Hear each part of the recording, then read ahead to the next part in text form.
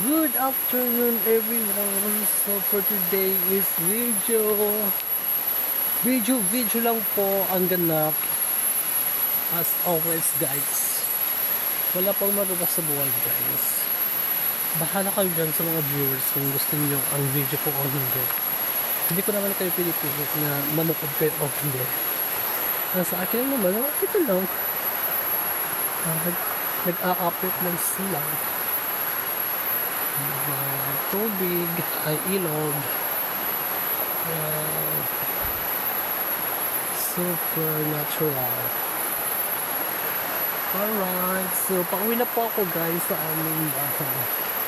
Actually guys, malapit lang po yung bahay namin sa ilog guys. Kahit wala na po kaming toilet or so, pwede naman dito lang po sa ilog. Dito kami maliligo, maglaba. Dati dito kami umiigib ng tubig sa ilog. Nung wala pa kaming hose at wala pang tangke.